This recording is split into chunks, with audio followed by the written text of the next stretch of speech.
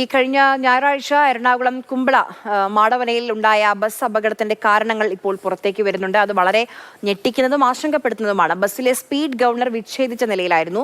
6 സീറ്റുകൾ അധികമായി ഘടിപ്പിച്ചിരുന്നു. ടയറുകൾ ആകട്ടെ തേഞ്ഞ് മുട്ടയായ നിലയിലും. മോട്ടോർ വാഹന വകുപ്പ് ഉദ്യോഗസ്ഥർ ഇന്നലെ വൈകിട്ട് നടത്തിയ പരിശോധനയിലാണ് ഗുരുതരമായ ഈ പോരായ്മകളൊക്കെ കണ്ടെത്തിയത്.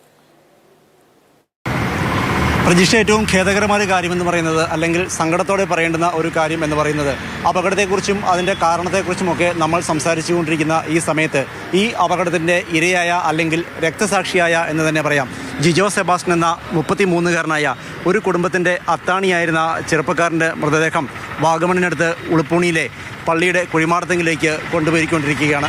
അപകടം നടന്നിട്ട് ഏതാണ്ട് 48 മണിക്കൂർ പിന്നിട്ടിരിക്കുന്നു. ബസ് ഇന്നലെ വിശദമായ പരിശോധനകൾക്ക് ശേഷം പോലീസ് സ്റ്റേഷനിലേക്ക് മാറ്റുകയും ചെയ്തിട്ടുണ്ട്. മാടവന സിഗ്നൽ ജംഗ്ഷനിൽ പഴയ സിഗ്നൽ പുനഃസ്ഥാപിക്കപ്പെട്ടിട്ടില്ല. മറ്റ് കാര്യങ്ങൾ 2 ഹോം ഗാർഡുമാരെ സദാസമയവും ഡ്യൂട്ടിക്ക് നിയോഗിച്ചിട്ടുണ്ട്.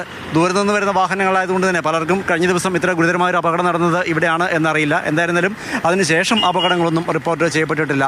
ഈ സിഗ്നലിൽ ഒറ്റടിക്ക് കട്ടായി കഴിയുമ്പോൾ തന്നെ ഇവനെടുത്തുകൊണ്ട് കയറ്റിക്കൊണ്ട് പോകുമ്പോൾ പനങ്ങാട് സിഗ്നലായിരിക്കും ചിലപ്പോൾ വീണത്. ഈ പനങ്ങാട് സിഗ്നലിൽ ചിലപ്പോൾ ഒരു 2 വീലറായിരിക്കും വന്നത്. ഇവനൊറ്റ ചവിട്ടും ഒരുപാട് ആക്സിഡന്റ്. അപകടത്തിന്റെ കാരണത്തെക്കുറിച്ച് ഇന്നലെയാണ് മോട്ടോർ വാഹന വകുപ്പ് വ്യക്തമായ ചില നിഗമനങ്ങളിൽ എത്തിച്ചേർന്നത്. ഇന്നലെ RTOയും ജോയിന്റ് RTOമാരും ഒക്കെ ചേർന്ന് വാഹനം പരിശോധിച്ചിരുന്നു. ഗുരുതരമായ നിയമലംഘനങ്ങളാണ് അപകടത്തിൽപ്പെട്ട കല്ലട ബസ്സിൽ കണ്ടെത്തിയിരിക്കുന്നത്. ഏറ്റവും പ്രധാനപ്പെട്ട നിയമലംഘനങ്ങളിൽ ഒന്നായി ഗതാഗത വകുപ്പ് ഉദ്യോഗസ്ഥർ കണ്ടെത്തിയിരിക്കുന്നത്, അപകടത്തിൽപ്പെട്ട ഈ ബസ്സിൻ്റെ പിൻഭാഗത്ത് ഇടതുവശത്തെ 2 ടയറുകളും മുട്ടയായിരുന്നു എന്നാണ്.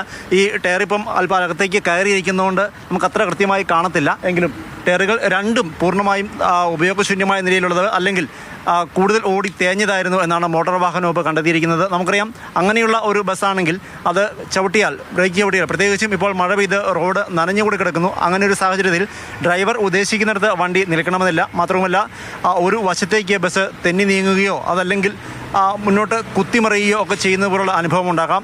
അതും ഇവിടുത്തെ അപകടത്തിന് പ്രധാന കാരണമായി എന്നാണ് മോട്ടോർ വാഹന വകുപ്പ് കണ്ടെത്തിയിരിക്കുന്നത്. മറ്റൊന്നായി കണ്ടെത്തിയിരിക്കുന്നത്, ഈ ബസ്സിൽ വേഗമാനകം അഥവാ സ്പീഡ് ഗവേണർ അതിൻ്റെ പൂട്ട് വിച്ഛേദിച്ച നിലയിലായിരുന്നു. അതുകൊണ്ട് തന്നെ നിശ്ചിത പരിധിക്ക് അപ്പുറത്തേക്ക് വാഹനം പോകാതിരിക്കുന്നതിന് വേണ്ടിയാണ് സ്പീഡ് ഗവേണർ ഉപയോഗിക്കുന്നത്.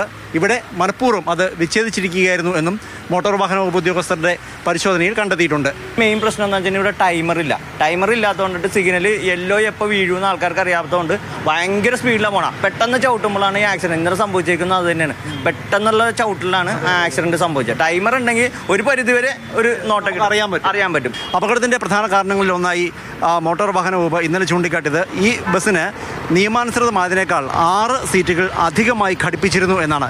ഇത്തരത്തിൽ 6 സീറ്റുകൾ അധികമായി ഘടിപ്പിക്കുമ്പോൾ നമുക്കറിയാം, ഒരു ബേസിൻ്റെ ചേസിസും മറ്റും നിർമ്മിക്കുമ്പോൾ അതിൽ കയറ്റാവുന്ന ആളുകളുടെ എണ്ണം എത്രയാണ്, ഒരു വളവ് വരുമ്പോൾ എത്രമാത്രം ആ ബസ് വീശിയെടുക്കാം, സഡൻ ബ്രേക്ക് ചവിട്ടിയാൽ അതിൻ്റെ ആഘാതം എന്തായിരിക്കും, ഇത്തരം കാര്യങ്ങളൊക്കെ പരിഗണിച്ചുകൊണ്ടാണ് നിർമ്മാതാക്കൾ ചേസിസ് നിർമ്മിക്കുന്നത്. പക്ഷേ അവർ ഉദ്ദേശിക്കുന്നതിനേക്കാൾ കൂടുതലായി ഭാരം ആ വാഹനത്തിൽ വന്നു കഴിയുമ്പോൾ അത് വശങ്ങളിലേക്കോ അല്ലെങ്കിൽ ഇവിടെ സംഭവിച്ചതുപോലെ റോഡിലേക്ക് എടുത്തടിച്ച് എന്നതുപോലെയൊക്കെ മറിയാനുള്ള സാധ്യതയുണ്ട്. എന്തായിരുന്നാലും ഇനിയെങ്കിലും ഇത്തരം അപകടങ്ങൾ ഉണ്ടാകാതിരിക്കാൻ എന്ത് നടപടികളാകും സംസ്ഥാന സർക്കാർ പൊതുവിൽ എടുക്കുക, മോട്ടോർ വാഹന വകുപ്പ് എടുക്കുക എന്നതാണ് അറിയേണ്ടിയിരിക്കുന്നത്.